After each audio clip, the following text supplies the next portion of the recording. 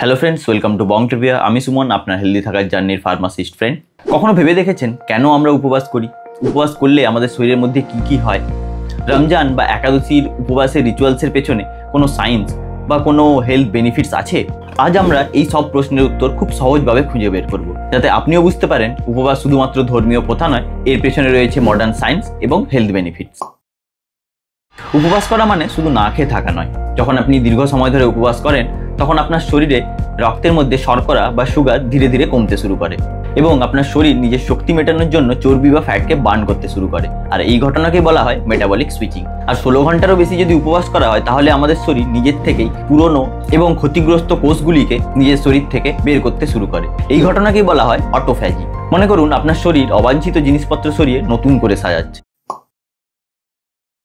রমজানে মুসলমানরা ভোর থেকে সন্ধ্যা পর্যন্ত উপবাস রাখে এবং হিন্দুদের মধ্যেও একাদশী, শিবরাত্রি এবং অন্যান্য ধর্মীয় উৎসবে উপবাস করতে দেখা যায়। এই রীতিগুলোর মেন উদ্দেশ্য ছিল সেলফ পিউরিফিকেশন, রেগুলারিটি এবং কনসেন্ট্রেশনকে বৃদ্ধি করা। মডার্ন সায়েন্স বলে অনেক সময় ধরে আমরা উপবাস করলে আমাদের শরীরে ইনসুলিনের কার্যক্ষমতা বাড়ায় এবং রক্তে গ্লুকোজ বা শর্করাকে নিয়ন্ত্রণ করে লিমিটে রাখে এবং কোষগুলিকে রিভাইভ করে। ভাবুন, আমাদের ফোন যেমন ব্যাটারি সেভিং মোডে চলে যায়, ঠিক তেমনই ধর্মীয় উপবাস আমাদের শরীরকে পুনরায় রিচার্জ করে।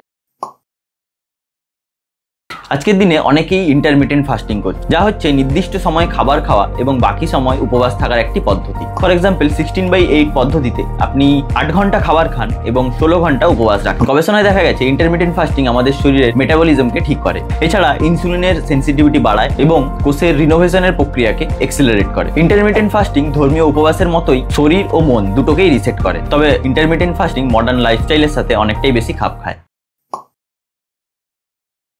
অনেকেই মনে করেন উপবাস করলে শরীর উইক হয়ে যায় এবং মাসেল লস হয়, কিন্তু সঠিকভাবে উপবাস করলে আপনি যদি সঠিক পরিমাণে জল এবং হেলদি খাবার খান, তাহলে আপনার মাসেল সুরক্ষিত থাকে এবং আপনার শরীরও ভালোভাবে কাজ করে। আরেকটি ধারণা হলো যে উপবাস শুধুমাত্র একটি ধর্মীয় ব্যাপার, কিন্তু প্রাচীন রীতির মতোই আজকের মডার্ন ডে ইন্টারমিটেন্ট ফাস্টিং আমাদের দেখায় যে উপবাসের হেলদি কিছু উপকারিতা রয়েছে, যেমন পুরনো কোষগুলিকে রিভাইভ করা এবং আমাদের মানসিক চাপ কমানো। উপবাস রাখার সময় পর্যাপ্ত পরিমাণে জল পান করুন এবং প্রয়োজনে অবশ্যই ডক্টরের পরামর্শ নিন। প্রেগনেন্ট এবং ল্যাকটেটিং মহিলাদের উপবাস অ্যাভয়েড করা উচিত। তো বন্ধুরা, আজ আমরা শিখলাম উপবাস শুধুমাত্র একটি ধর্মীয় আচরণ নয়, বরং এটা আমাদের শরীরকে রিফ্রেশ করে, কোষগুলিকে পরিষ্কার করে এবং মানসিক শান্তি এনে দেয়। রমজান, একাদশী বা ইন্টারমিডিয়েট ফাস্ট প্রত্যেকটার পেছনেই রয়েছে একটা সায়েন্টিফিক প্রসেস, যার ফলে আমাদের শরীরে নতুন করে কোষ আবার তৈরি হয়। তাই যেই রীতি আপনি ফলো করুন না কেন, সঠিকভাবে যদি আপনি উপবাস করেন, তাহলে আপনি পাবেন হেলথ, এনার্জি এবং মেন্টাল স্ট্রেস।